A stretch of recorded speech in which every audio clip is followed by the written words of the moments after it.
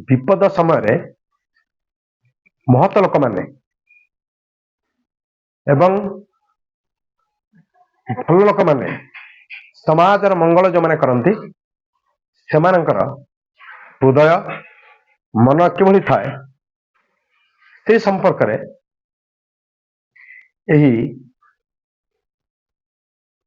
भिडियोटी आम करने जाऊँ। आम जानी संपद काले सर्वे सखा विपदे न दियंती देखा। संपद थिबा लोकंकर समस्त बंधु होगा चेष्टा करते विपद बेले कहीं देखा दियंती नहीं। ये कथाटा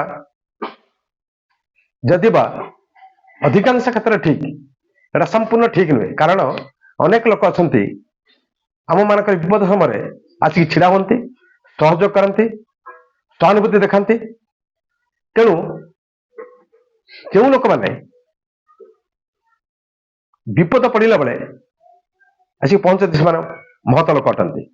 से संस्कृत कही संपस्तु महतांग चितंग भवेद्य उत्कल कमलम आपस्तु च महाशैला संघात कर्कशम। संपद बेले जो मैंने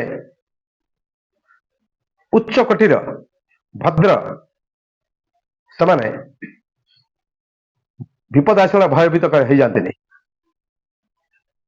से केवल डरती नहीं से शक्तिशाली पत्थर खंड भली हृदय कर दियंती। महत लोक मान चित हृदय ये थाए केवल ना संपद बेले से अति कोमल कमल परी हो जाती किंतु जितेबले असुविधा पड़े से शक्तिशाली हो जाती। एवं महत लोक मैंने केबे अच्छी उच्चबाच कली करताल करती नहीं। कहीं जिते आम समुद्र को जाती लहड़ी भांगा को से समय लहड़ी भांगला बेले आम कहीं नहीं पड़ती। कारण समुद्र शक्ति सामर्थ्य पाखे आम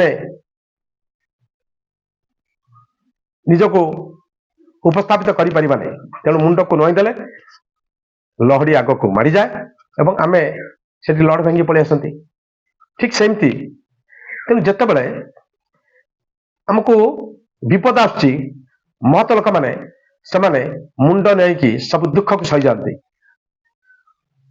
ये संपर्क में गंगाधर मेहर गोटे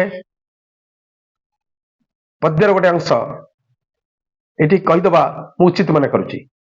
उच्चे थाई मध्य नम्र होती सतत महत जन रवि शशि तारा केड़े ऊर्ध्वे स्थित समस्त नतबदन। जे श्रेष्ठ हम सी सब परोपकारी हम से कथा नुहे ता सहित सी सदा सर्वदा निजको तल स्तर रखा दरकार। कहीं रवि शशि तारा केते उच्च रही समस्त मुह तल कही।